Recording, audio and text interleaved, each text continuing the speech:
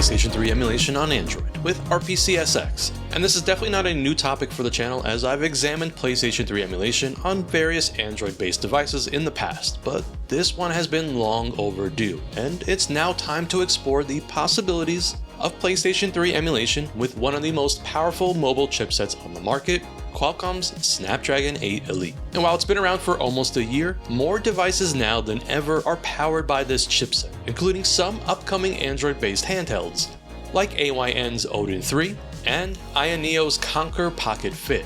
So, please join me, Rob the Retro Tech Dad, as we explore the exciting world of PlayStation 3 emulation at the Elite level.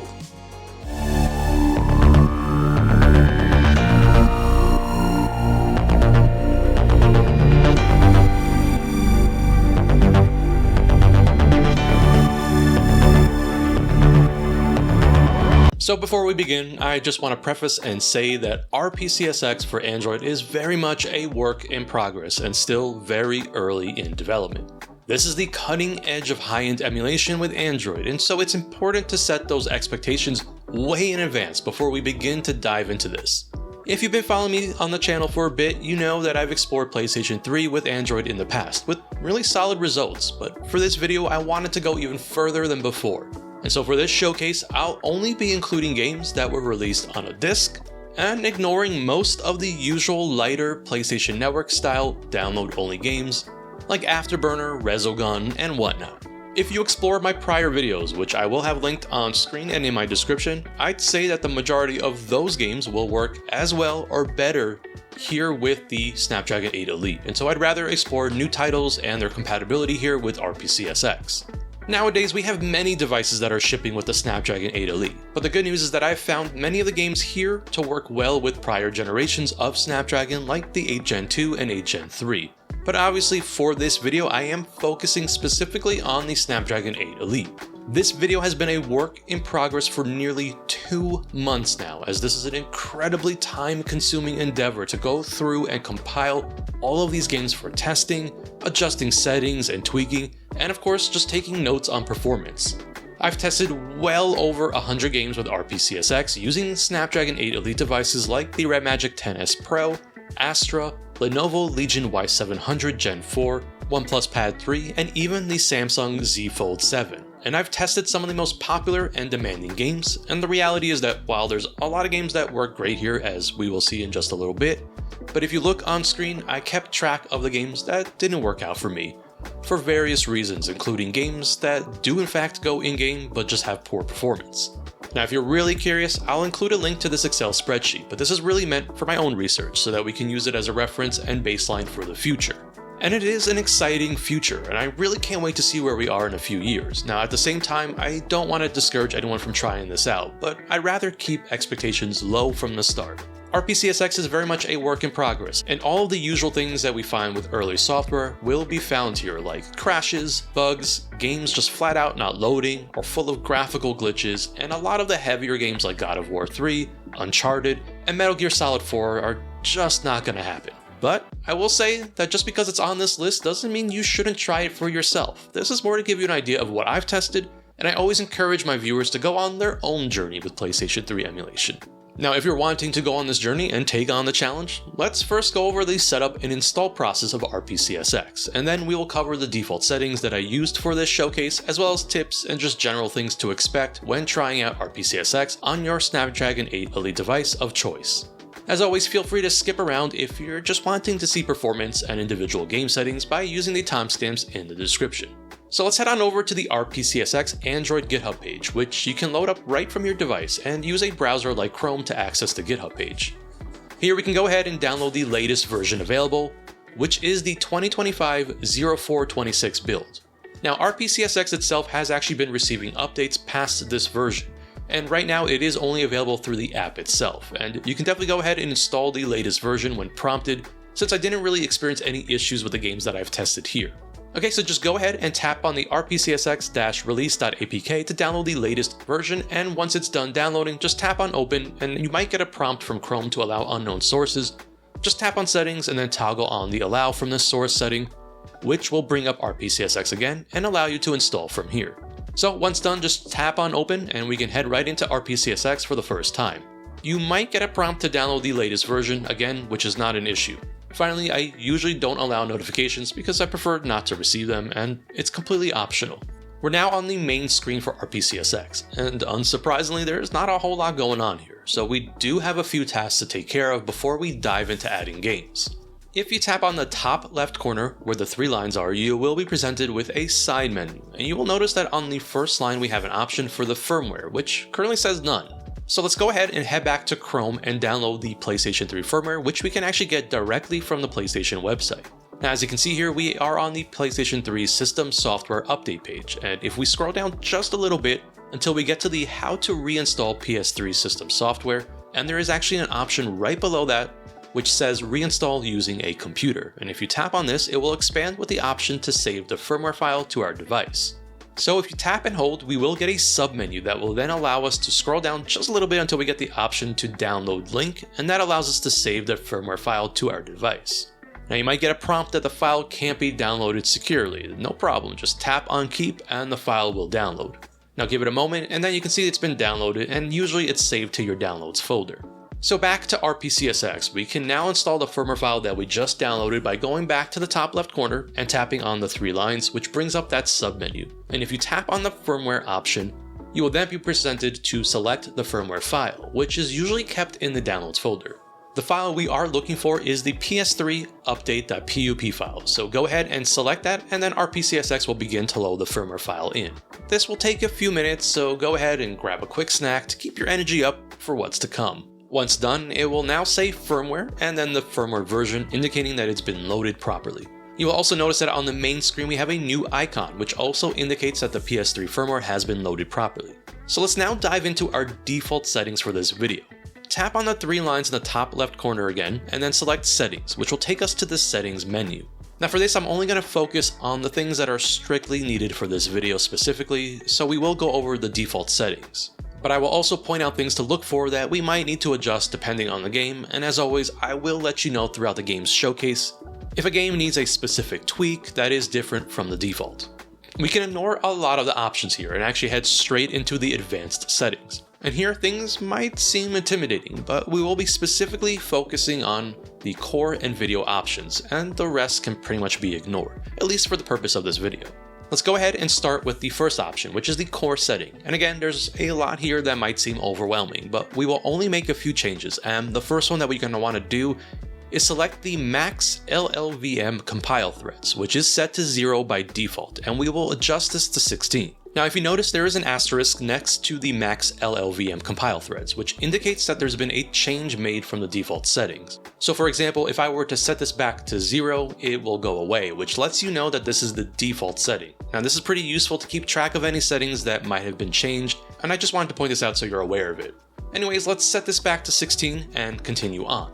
There's not a whole lot to change here in this section, but another setting to be mindful of is the RSX FIFO accuracy, and there might be a handful of games that might need an adjustment to this setting, and I will let you know throughout the showcase if any of them do, but if I mention it, this is where you would make that adjustment. But for now, let's just leave this at the default setting of fast. Other than that, there's not much here, so let's move on to the next area for adjustment and then go back one step to the video section. And here, as always, we will be using the Vulkan renderer with a resolution of 1280 by 720. And I actually like to keep it at this resolution since not all games supported a resolution higher than 720p natively on the PlayStation 3. Instead, we will make use of resolution upscaling later on in this section, which is a better way to assure that every game is hitting a specific resolution. Let's take a look at the frame limit setting, and we will leave this at the default of auto, but throughout the video there will be times that we will specifically make use of the frame limit, which is a good way to help with performance depending on the game. There's not a whole lot of games that make use of this, but this is something to be mindful of as well. Now for the MSAA setting, I recommend changing this to off as our default setting since every game in the showcase was tested with this disabled. So scrolling down just a little bit, the right color buffers option is another one to be mindful of. But again, for our default settings, we will be leaving this off since most games don't need this option enabled. And if we scroll down just a little bit more, there is the option to stretch to display area, and I do like making use of this setting since the REDMAGIC Astra that I'm actually using here, for example, isn't using a 16:9 display, and so I'd like to make use of the full screen real estate, and with this option enabled we can do that. If you have a 16.9 native device, you can just leave this off, and the same goes if you aren't using a native 16.9 device and don't want to stretch the image. Alright, so now we can scroll down quite a bit until we get to the resolution scaling option, and this is definitely going to be one of the key settings to pay attention to so that we can enjoy upscaling with the games here in this showcase. By default, this is set to 100%, which means that we are at 100% of the resolution set earlier in this video, which again by default is 1280 by 720. But for this showcase, we will adjust the setting to 150%, which puts us at a 1080p resolution. Now the exciting thing is that we have games that can go as much as 200% without much trouble, which would be the equivalent of 1440p, but for our default, let's keep this at 150, and of course, I will let you know throughout if anything needs to be adjusted. Okay, with that, let's scroll down until we reach almost the end of this list and tap on the Vulkan option. Here we will define some additional settings and enable the Force FIFO Present mode, as well as the Asynchronous Texture Streaming 2 option, since for this showcase, every game here will run with these two settings enabled without issue. Now finally, let's scroll down towards the end and select the Custom Driver option, and we will toggle on the Turbo Mode setting. So if we go back 2 steps to the video settings again, right at the bottom we have the ability to toggle on the performance overlays, and this is where you would go if you want to turn on things like the FPS and frame time counters. Of course, this is completely optional, but I do recommend turning it on when you are initially testing games since it can be helpful to judge whether a game has locked up. Okay, we are now all done with the video section, so let's go back to settings and talk about the option right below advanced settings, which is the custom GPU driver. Now, since this showcase focuses on the Snapdragon 8 Elite specifically, we don't actually have any custom drivers to use for this chipset, but we do have Qualcomm drivers that we can make use of. I will link to a great resource and GitHub page where you can download the various Qualcomm drivers that have been sourced for the Snapdragon 8 Elite, since usually this will be newer than the drivers that ship with your device. For example, my Astra here has the Qualcomm Drivers 800.36, but for the entirety of my testing, I use the Qualcomm Drivers 800.46, and this is a great way to keep parity for those of us that are on different devices with the Snapdragon 8 Elite. Now don't expect any miracles, but it's always nice to have the latest Qualcomm drivers, and again, I use the 800.46 drivers for this video, and as a result, it is the default drivers that we're going to set here. It's very straightforward to get this installed. Once you've downloaded the Qualcomm driver from the GitHub page in my description, just tap on the large plus bar and then choose the install option, which will point you to the file directory and then navigate to where you save the driver. Once you do that, you will get a prompt that says you've successfully installed the GPU driver. Just make sure to select it from the list and then we can back out of this section. We have one last thing to talk about here in settings, and that's the controls section, which is very straightforward as RPCSX does a great job automatically detecting your controller. For example, here I have my REDMAGIC Shadow Blade 3, and once it connects via Bluetooth, RPCSX will automatically detect the controller and map it for me. We can verify this by going into the controls section, and we can see that we already have buttons mapped here. You can also choose to go through and individually map buttons the way you'd like, but this certainly makes things nice and easy. Okay, we're all done here, and let's head on back to the main screen for RPCSX, and obviously there's one very important thing missing. We need to add some games, which is a very simple process with RPCSX.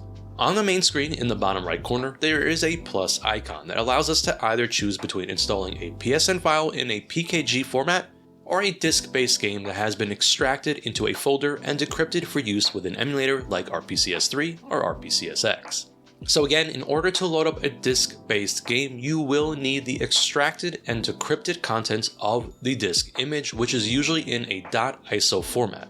Now this is beyond the scope of this video, but there are lots of great tutorials out there that will help you with backing up your disk-based games and preparing them for use with an emulator like RPCS3 and RPCSX. Let's go ahead and load up a disk-based game as an example, and if you tap on the folder icon, you will then need to point RPCSX to the directory that contains the contents of the game disk. You will notice that I have all my games organized into their own folders, and then the contents go inside their respective folders. So let's use Afro Samurai as an example, and you will see on screen that I have ps3_disk.sfb file as well as a ps3_game folder. And this is usually what you will see with an extracted disk image. Just select Use this folder and allow RPCSX to access the files, and then RPCSX will begin to load the game in. With disk-based games, it looks pretty deceiving since it does appear to load the game icon in quickly, but once you tap on the game icon, RPCSX will need to do its initial compilation, which can take a good amount of time.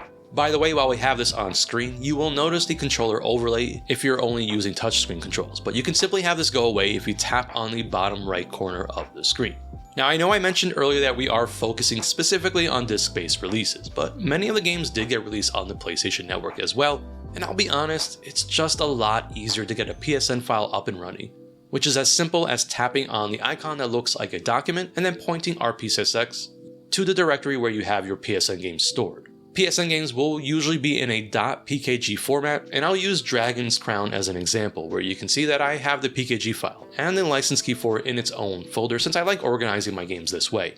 So once I select and load in the PKG file, the game icon will appear in the home screen. You will notice that there's a tiny lock in the top right corner of the Dragon's Crown icon.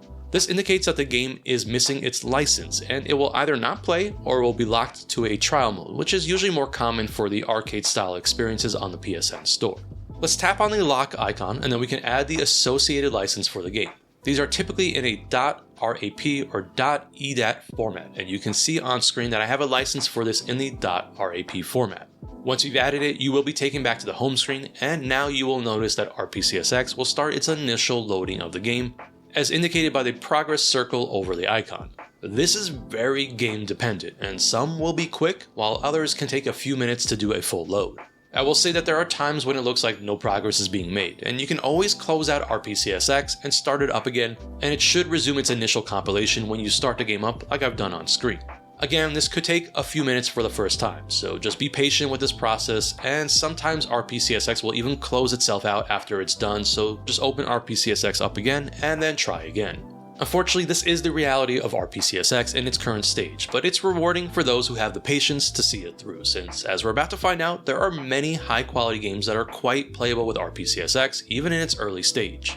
I've showcased many lighter PSN style experiences in the past on the channel, and I have an entire playlist dedicated to PlayStation 3 emulation, which I will share on screen. But for this video, the focus again is on the Snapdragon 8 Elite, and I hope that this will be a useful resource for those with one of the various 8 Elite devices, as well as serve as a reference for what to expect with some of the upcoming handhelds like the Odin 3 and the KONKR Pocket Fit. Now I want to say that not all Snapdragon 8 Elite devices are created equal, and there are definitely cooling and thermal considerations, and in my own testing, I've had the best experiences with devices focused on gaming like the Lenovo Legion Y700 and the REDMAGIC lineup of devices like the XS Pro and the Astra, which is my personal favorite and used for the majority of the testing here.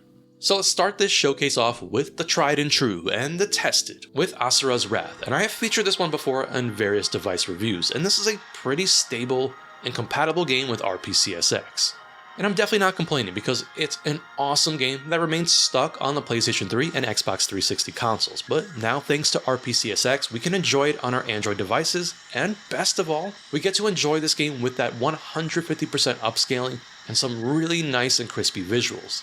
As usual, we have the shader compilation that takes place during playthroughs, and the more you play the less you'll see of it, and it will eventually smooth out tremendously, but even still, this one runs very well regardless of that taking place. Bulletstorm makes a return to the channel, and in many ways in general, since this game has been recently revisited on modern platforms with even a version for the Switch. This one is a lot of fun and is very much an over-the-top first-person shooter that rewards you for being as creative as possible with your kills and combines it with cool weapons like the electric leash that lets you yank enemies into the air and into all kinds of stuff. I was pretty blown away by how well this one performs with RPCSX, since I've got this one running here at a 150% resolution scale, and it does very well, and I've even managed to run this at 200% upscaling. But I felt that the 150% is a good compromise for overall experience, since this game can be heavy on the shader compilation. Regardless, this is definitely a highlight for RPCSX, and an awesome game to feature here. Now for something completely different in tone and definitely more grounded, Brothers in Arms Hell's Highway is a fantastic shooter that takes place during World War II, and it's much more of a slower and squad-based experience that focuses on flanking, suppressive fire, and is very much story-driven. This one comes to us from the legendary Gearbox software, and sadly I'd say that this series has kind of become forgotten nowadays, with not much happening in the franchise since around the time that this game released. Now in terms of the experience with RPCSX, the game did freeze up on me loading it up for the first time, but a quick relaunch fixed it, which is not an unusual thing for RPCSX, and something that you should expect to see quite often, but after that one issue the game is decently stable. I will say that you might want to be a bit more patient with this one as it has a fair amount of shader compilation, but this is another game that can enjoy some upscaling using 150%, which is equivalent to 1080p. Alright, so let's bring some style back into the mix. Devil May Cry 4 is a game that certainly oozes attitude, and for this entry you're playing as both Nero and Dante in a combo-heavy, over-the-top demon-slaying ballet that somehow feels just as slick now as it did back in 2008. Devil May Cry 4 is becoming an excellent option for RPCSX, as I've noticed this is one of the more compatible and stable games to run with RPCSX, and much like other devices I've tested Devil May Cry 4 with, the game runs quite well here with the Snapdragon 8 Elite, and this is yet another game that can enjoy a 200% resolution upscaling. And let me just tell you that this is one you should definitely add to your list to try out since it runs great and looks super sharp at this resolution. And speaking of visual feasts, Dragon's Crown is definitely a staple when it comes to PlayStation 3 emulation in general, and with RPCSX, not much changes here. The incredible side-scrolling action RPG from the geniuses over at Vanillaware, the same studio behind Odin Sphere and Muramasa, brings much of their similar style and flair with Dragon's Crown, which looks like a hand-painted fantasy illustration brought to life. And as I mentioned, this is a game that just emulates well on tons of platforms, devices, and across various PlayStation 3 emulators, and at least with RPCSX and the Snapdragon 8 Elite, we are set to use a 200% resolution scale with not much issue, and the results are just absolutely stunning, and easily a showpiece for the capabilities of RPCSX with Android. Dragonball Xenoverse is another game that returns to the channel, and one I've personally tested on a variety of devices with a lot of success. Xenoverse breaks the mold by featuring a completely original story which features your own custom character. In this game you join the Time Patrol and travel through the Dragonball timeline to fix events that have gone wrong due to outside interference. Xenoverse was developed by Dimps, a studio that is very familiar with developing fighting games, especially in the Dragon Ball franchise. On RPCSX, performance at 150% resolution is surprisingly strong. There's some shader compilation early on, especially during flashier effects, but once it's settled, battles are smooth and cutscenes look sharp. This is a great one to show off, especially if you're rocking the REDMAGIC Astra with its OLED display. I think this is another very solid performer with RPCSX and has been quite a consistent and stable game as well. Now this next entry for me is a real treat to be able to include here in this showcase. Drakengard 3 is actually the prequel to the Nier series and follows Zero, a flower-powered goddess on her quest to brutally murder her sisters. It's a brilliant and completely unhinged game that features very satisfying hack-and-slash gameplay as well as aerial combat on a dragon, complete with a very captivating storyline that will have you wanting to play through it at least once. The game had performance issues on the original PlayStation 3 hardware, and amazingly fares better here with RPCSX even in its early development stages. I've got this game running at 150% resolution, and outside of our usual shader compilation or small frame rate dips, this game runs a lot better than expected, and honestly I wasn't expecting it to run at all, so this one was a very pleasant surprise and a welcome inclusion. It's a personal favorite and in many ways a forgotten gem that remains stuck on the PlayStation 3 to this day, so it's awesome that we now have more ways to play this one. We've got Fear up next, and this game is definitely more than just a shooter. It's an atmospheric, horror-infused adrenaline rush wrapped in some of the best slow-motion gunplay you'll ever experience. You'll play as the Point Man, yes, that's his name, as you unravel a government experiment gone horribly wrong, all while being stalked by Alma, a ghostly child with a serious grudge. This game comes to us from Monolith Productions, known for some other great games like Shadow of Mordor and the No One Lives Forever series. Sadly, Monolith was shut down just this year, and so their legacy lives on through great games like Fear. Surprisingly, this is another game that does a lot better than expected with RPCSX. For one, I found it to be fairly stable, as well as running very well at the 150% resolution with the Snapdragon 8 Elite. Gran Turismo HD concept was one of the very first glimpses into what Gran Turismo would look like on the PlayStation 3. Originally released as a free, downloadable title in 2006, it served more as a tech demo than a full game, offering a small but polished slice of high-speed racing, showcasing early PlayStation 3 visuals and physics. It was a demo that remained on my PlayStation 3 for a very long time until the full release of Gran Turismo 5. Now, I know what you're thinking. If this is a downloadable demo, why is it included here? Well, for one, the full Gran Turismo games will be a bit too much for RPCSX this early on in development. But amazingly, GT HD Concept did receive a physical release in Japan, and so I think it's worth letting this one slide through. As a standalone piece of GT history, Gran Turismo HD Concept is worth checking out. This one does run at a 150% resolution upscaling, and I've tested it with as much as 200% without too much issue in terms of performance. Now the only real issue I found is with the audio, which at times can be quite crackly, and despite trying all sorts of tweaks and adjustments, I can't seem to resolve the issue, so just keep that in mind for this game. Now one last thing, the game's performance absolutely tanks when you're in the third-person view, so I recommend just playing this one in the first-person view. Now I'm pretty excited to cover Mercenaries 2, which is the sequel to the original that I actually just covered for the PlayStation 2, using a handheld that is very much in the opposite end of the performance range. Of course, thanks to the power of the Snapdragon 8 Elite, we can now check out Mercenaries 2 for the PlayStation 3. Much like the original, Mercenaries 2 is one of those sandbox action games that could have only existed in the mid-2000s. It's loud, chaotic, and fully committed to blowing everything up. There's a couple of things that I want to talk about with this game. So during my testing, the game would at times lock up after about 10 minutes or so. And I also found that the 75% resolution scale worked a lot better for this game, just to kind of help with keeping the frame rate a little more steady and playable. And even then, it's still definitely pushing the capabilities of RPCSX in this early stage. So in order to address the stability of the game, I recommend setting the RSX FIFO accuracy to atomic on your core option in settings, which should help with stability, and it doesn't seem to impact performance much based on my comparisons. Now, despite some of the inconsistencies with the frame rate, I think it was worth including here since this is one of those games that is really cool to see running on Android, and I just can't wait to see where we go from here. Now, speaking of games that I can't believe is running here with RPCSX, let's take a look at the original Motorstorm, which to this day is still a technical showpiece. Sony was definitely flexing its graphical muscles, tossing you into chaotic, mud-splattered off-road races full of destruction, debris, and pure adrenaline. The Motorstorm franchise is definitely one of my favorites across the various PlayStation consoles, and it's one that I also very much miss today, and I'm shocked that Sony hasn't revisited this franchise in some capacity.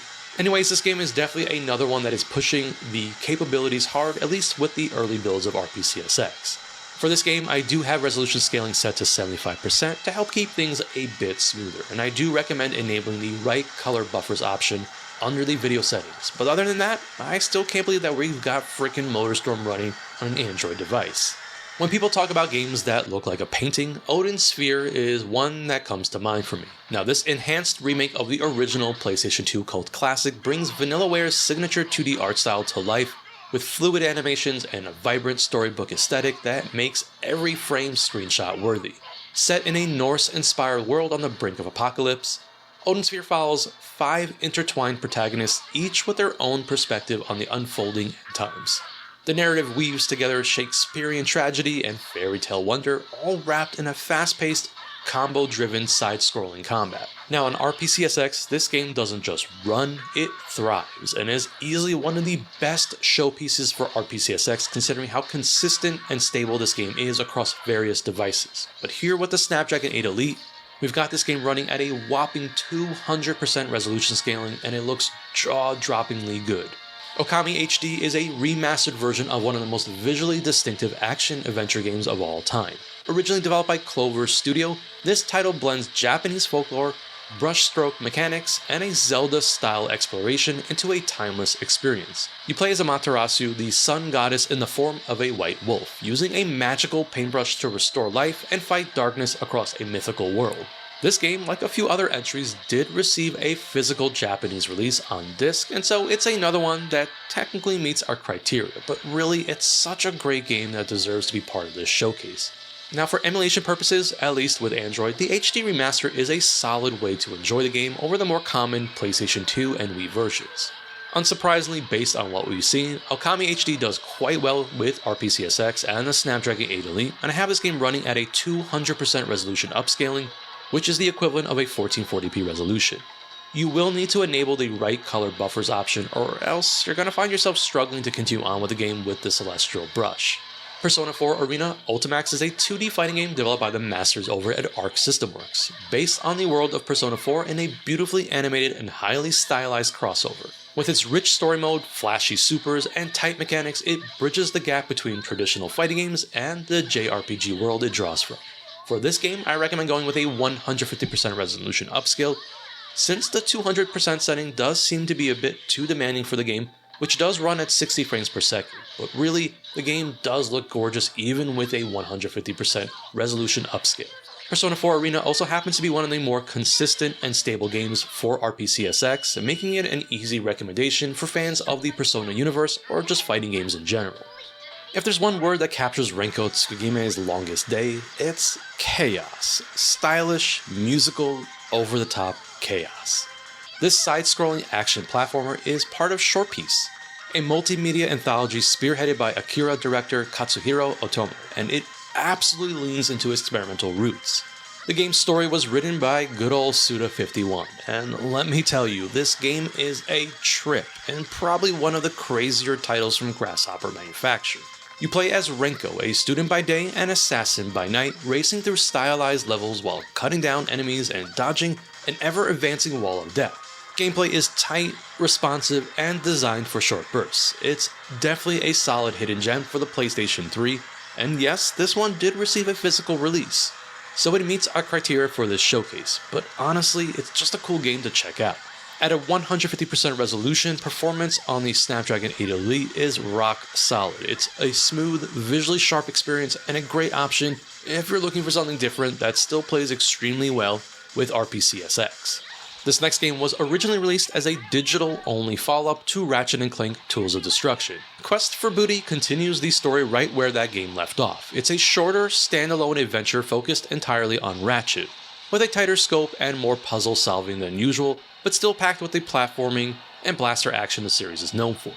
And I know what you're thinking, but Rob, if this is a digital-only release, then why is it included here? Well, this game did receive a physical release in the UK, which I actually own since I love the Ratchet & Clank franchise so much. I'm honestly shocked that I conclude this game at all, and it does a lot better than expected. I've got this one running at a 150% resolution scaling for this footage, but I've tested it as high as 200%, and it still performed fairly well. For fans of this series, this is one of the better performing entries to try out on RPCSX, and it's just great to see a Ratchet game from the PlayStation 3 running this well on Android, and honestly, I'll just take what I can get with RPCSX this early on. For this next one, we've got a double-header entry with both Rayman Origins and Legends, and of course this makes sense to lump them both together into a sort of combined entry.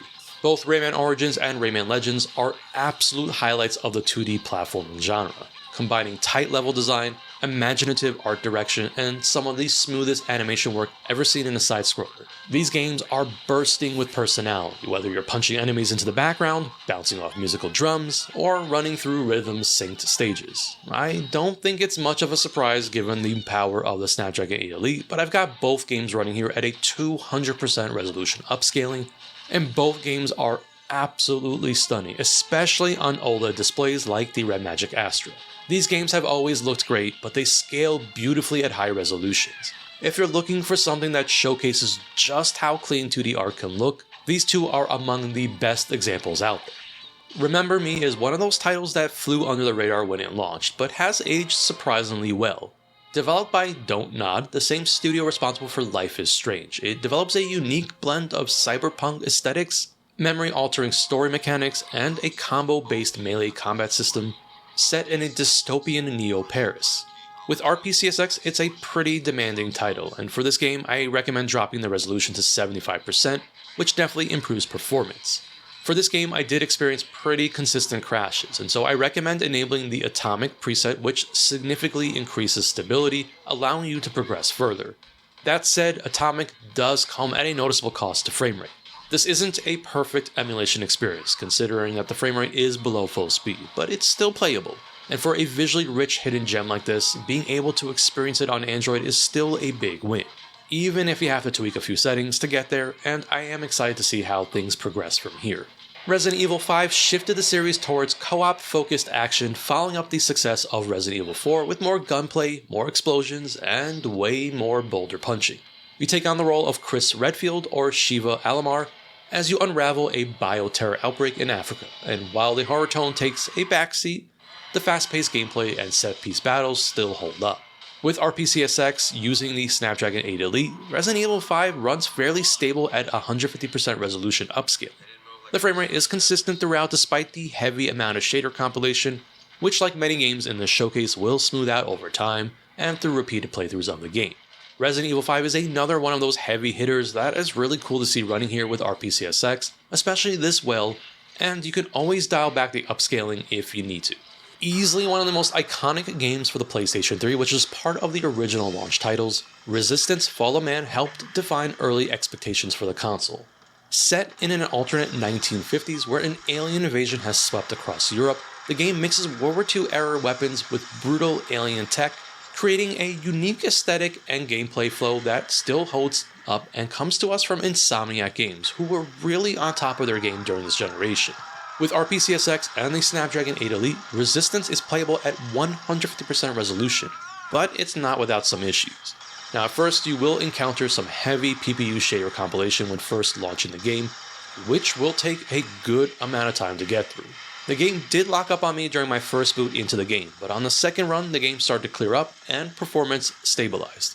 Now this is one I tested a few times at different intervals just to see how things settle, but after all of the early pains with it, the game does seem to run quite well, and it's an exciting thing to see given how important this game is for the PlayStation 3, and just an awesome game that kickstarted an entire new franchise for Insomnia. Now, it wouldn't be a PlayStation emulation showcase without some mention of Ridge Racer, which goes almost hand in hand with the brand, and for the PlayStation 3 launch, we were treated to Ridge Racer 7, which built on the Xbox 360 exclusive Ridge Racer 6, and is considered an enhanced version of that game, but with more content. The game is very much similar in style to the beloved PSP games as well, and so this is a ton of fun and a great showcase for RPCSX. For this game I am set to our default 150% resolution, and I did test this game out first on the Lenovo Legion Y700, but did experience a crash with it. For whatever reason, I didn't experience this problem on the REDMAGIC Astra, and again it definitely demonstrates some of the unexpected performance that we can have with an emulator that is still very much a work in progress, but I am more than excited to even see this game play at all on Android, and it's definitely a nice jump up from the usual PSP versions that are very popular to emulate. And speaking of another franchise that certainly goes hand in hand with PlayStation, at least in the early days, with Silent Hill, but for this showcase I am specifically talking about Silent Hill Downpour, which to this day remains an exclusive to both the Xbox 360 and PlayStation 3, and so without RPCSX we would have no other way to enjoy this game on Android. This game was not developed by Konami, and instead they handed development off to Vatra Games, who developed both this and Silent Hill Okami. I think it's a very solid inclusion in the Silent Hill franchise that is in many ways a cult classic years later and worth checking out. The game has been a fairly solid performer, and I have showcased this one in the past with various devices, but for this showcase, I do have the game set to use a 150% upscaling, and it does have some graphical glitches, but nothing game-breaking. I will say that the game did crash on me, but then worked fine when I tried it again, and just like Ridge Racer 7, these are the kind of things to expect with an early in development emulator, but still very impressive to see here nonetheless. Soul Calibur 4 brought the legendary 3D fighting game series into the HD era, and it did so with style, featuring a massive character roster, stunning environments, and one of the more refined combat systems in the series. It still holds up as one of the PlayStation 3's best fighters. And yes, this is the version that featured Darth Vader as a guest character on PlayStation. With RPCSX and the Snapdragon 8 Elite, Soul Calibur 4 runs quite well at 150% resolution scaling. The visuals are super crispy with everything upscaling beautifully while combat remains fluid. This game has just minor shader compilation at the start of a match or during some flashier moves, but nothing that ruins gameplay, and it does stabilize very quickly, and is easily one of the more performing games here with RPCSX. South Park: The Stick of Truth is a faithful and hilarious RPG that plays out like an interactive episode of the show. Written by Trey Parker and Matt Stone, the game nails the series' humor, timing, and animation style, putting you in the shoes of the new kid as you join the kids of South Park in a story that quickly spirals into full-blown chaos. With the Snapdragon 8 Elite, the game runs extremely well at 200% resolution, making the already crisp visuals look even sharper, especially since the 2D animation style upscales perfectly. This is another pretty reliable game with RPCSX and a great fit for handheld play. Now if you're a fan of the show or just want something funny and well designed, this one's a must-play. Spec Ops: The Line is often remembered less for its third-person shooter gameplay, though that's not to say it isn't great, but more for its shocking psychological story. Inspired by Apocalypse Now and Heart of Darkness, it starts like a typical military shooter and gradually transforms into a commentary on the genre itself. tackling themes of morality, trauma, and the cost of war. Spec Ops is a personal favorite of mine that to this day is well worth playing, and honestly there's not much like it out there.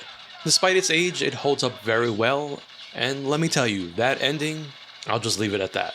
For this game, I definitely recommend dropping down to a 75% resolution scale, as this game is not quite full speed, but I will say that it does hit its target of 30 frames per second quite frequently. This one is also very stable, as I didn't really encounter any issues with the game crashing or locking up, and so I'd definitely say it's playable, and given the game's strong narrative and cinematic presentation, it's a great choice for those looking to experience a heavier title with RPCSX and just PlayStation 3 emulation in general on Android. Spider-Man Edge of Time is one of the lesser known entries in the Spider-Man lineup, but it's a unique experience that blends two timelines, The Amazing Spider-Man and Spider-Man 2099 in a tightly connected narrative. It focuses more on the storytelling than the open world freedom, with a linear cinematic structure that plays out like a high-energy animated movie. On Snapdragon 8 Elite devices using RPCSX, it runs at a 150% resolution with decent stability, but like some other entries in this showcase, it does so with a few quirks. Now for whatever reason, with Activision published games, when the game boots up, you might need to press start during the intro screens, like at the Activision logo, to progress past them since they don't seem to automatically play through. Other than that, I'd say the cutscenes can be a little unstable or glitchy on first playthroughs with a typical heavy shader compilation at the start, but performance smooths out significantly on repeated playthroughs. This one is definitely worth the patience, as it looks incredible here with the 150% upscaling, and it's a game well worth playing through that is definitely another cool highlight here for RPCSX this early on.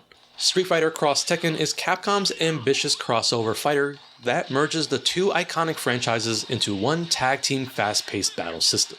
It leans heavily on Street Fighter 4's mechanics while introducing Tekken characters reimagined in the 2D plane, complete with flashy combos, launchers, and gem-based loadouts. With Snapdragon 8 Elite devices running RPCSX at 150% resolution, in-game performance is pretty solid. The matches run well, inputs feel responsive, and the visual presentation scales nicely. The only real issue I encountered was with the cutscenes and the pre-fight cinematics, which are noticeably choppy, but thankfully they can be skipped easily, so it's not a huge deal breaker. And speaking of Tekken, and specifically for this showcase, Tekken 6, which marked the series' full leap into the HD generation, bringing with it dynamic stages, new bound mechanics, and a larger roster than ever before. It refined the 3D fighter formula with smooth animations, fast-paced gameplay, and layered movement that remains a benchmark for fighting games to this day. With RPCSX using the Snapdragon 8 Elite, the game holds up very well at 150% resolution scaling. Everything here just looks super clean and crispy, and it's another one that really showcases RPCSX in this early stage.